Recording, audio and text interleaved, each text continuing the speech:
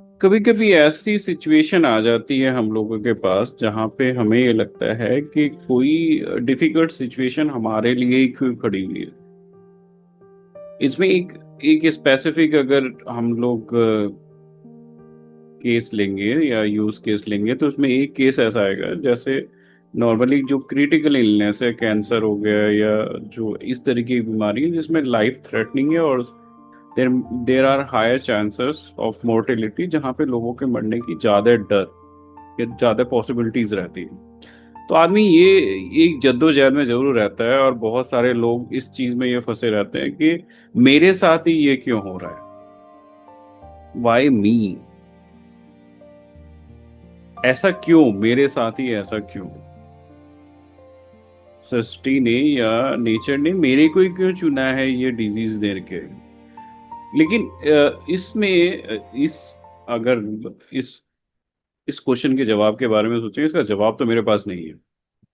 हाँ, लेकिन एक फैक्ट है जो आपको बहुत हद तक इस ट्रूथ को डाइजेस्ट करने का एक, यू कैन से, मोटिवेशन या इस ट्रूथ को डाइजेस्ट करने का एक एंटीडोट है जो आप यूज कर सकते हैं इस चीज के लिए। मैं इसको एंटीडोट ही बोल सकता हूँ कि एक बड़ी अच्छी लाइन है that is basically in this book, this is basically ultimate healing, the power of compassion, written by a Buddhist group, Lama Zope, and this book have one line, and that line elaborated like disease and death are not correlated at all.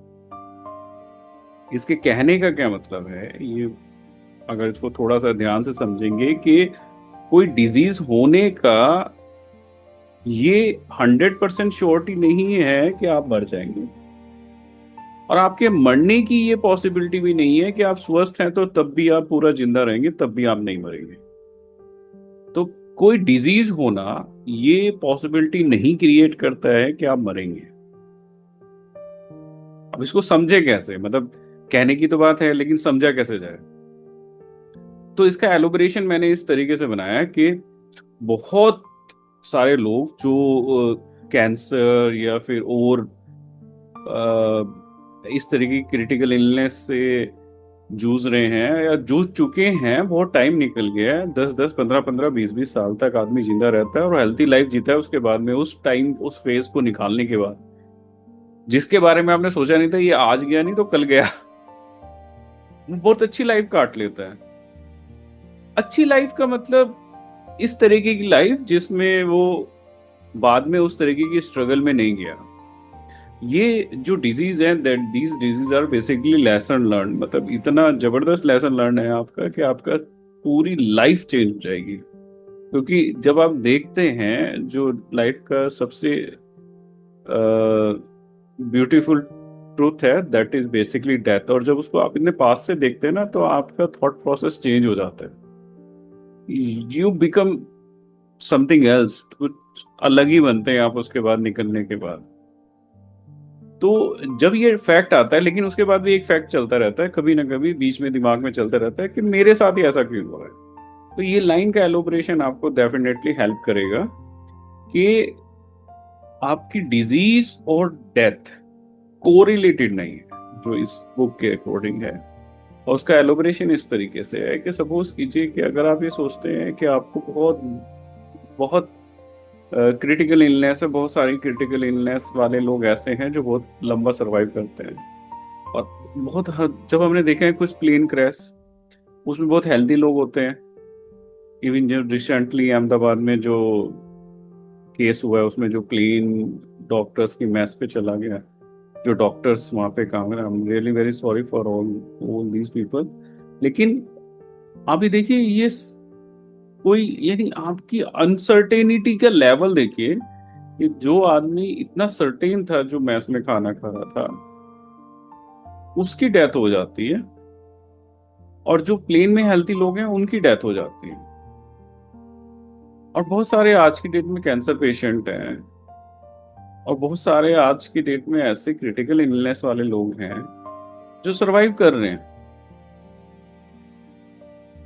तो यानी हम लोगों के जिंदा रहने की possibility या assumption इतनी भी इजी नहीं है जिसकी आप पॉसिबिलिटी इतनी जल्दी लगा दें। वो सोसाइटी थोड़ा बना देती है, फोबिया बना देती है आपको, उस तरीके से आपको डरा देती है, इतना डरा देती है कि आपको ये लगता है कि आपकी लाइफ में तो अब कुछ बचा ही नहीं है, एवरीथिंग इज फिनिश्ड, सब खत्म हो गया है।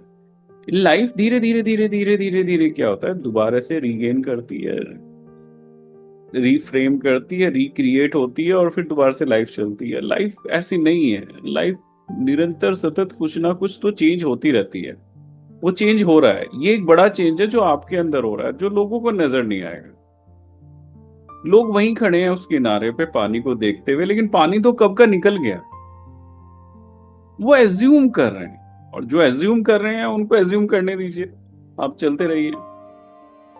तो एक तो ये बहुत अच्छा फैक्ट मेरे को लगा कि हाँ, अगर किसी को ये डाइजेस्ट नहीं हो रहा है फैक्ट, तो इस कंडीशन से आप डाइजेस्ट करके और उसको you need to move on, आप उसको मूव ऑन करेंगे तो उससे क्या होगा कि you will get a good courage, या फिर आपको पॉजिटिव एनर्जी मिल जाएगी, तो you need to move forward. आप पीछे कब तक फंसे रहेंगे कि हाँ पीछे क्या हुआ, पास्ट में क्या हुआ, क्या नहीं हुआ। That was a past and you don't know about the future.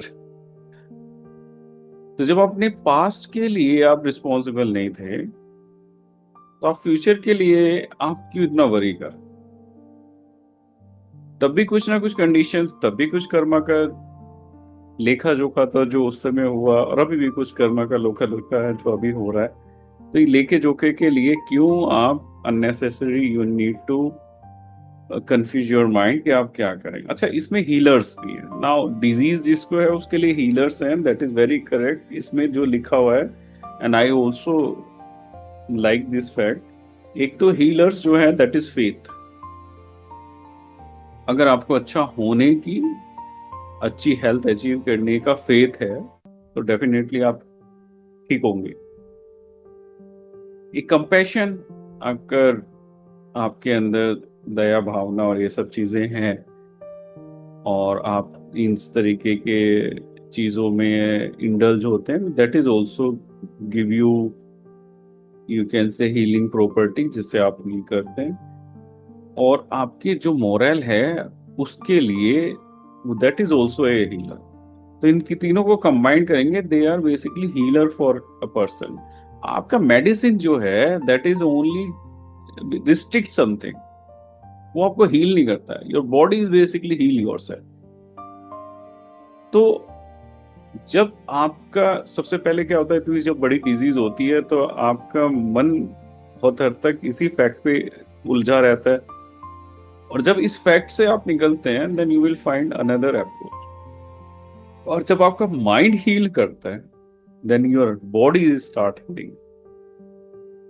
तो अगर दिमाग हील कर गया आपका, तो आपकी बॉडी डेफिनेटली हील करेगी। You need to basically focus on your mind first to fight for any type of disease, type of any type of situation, type of any type of difficulties in your life. You need to work on your mind first of all. So this is all about the fact death and disease are not correlated. So if they are not correlated, why you are taking burden on yourself? Why it is me? मैं ही क्यों? ये सबके साथ है। हर कोई आदमी ये सोचता है मैं क्यों, चाहे वो छोटी दिक्कत हो चाहे बड़ी दिक्कत है, मैं क्यों। लेकिन ये बहुत सारी चीजें ऐसी हैं जो आपको इनका कुछ ज्यादा आंसर नहीं मिलेगा, but you need antidote, and that is I think A superb antidote which I basically told you that disease and death is not correlated. तो जरूरी नहीं है जो आप लोग आपको बोल रहे हैं कि आपका अंत आ ही गया है, वो भी सही है। और जरूरी ये भी नहीं है कि आप ये सोच के चलें कि दूसरे आदमी को डिजीज और मैं बहुत स्वस्थ और बहुत नहीं, मैं ऐसा नहीं चाहता, मैं ऐसा बोलना चाहता हूँ। लेकिन अनसर्टेनिटी हर जगह है, so you can't assume you will keep like this. Change continue हो रहा है और कंटिन्यू होता रहेगा। You need to accept the change, और ये एक्सेप्ट करने के बाद ही that is basically you will find a good chance in your recovery journey, as well as you can also heal your mind. Thank you.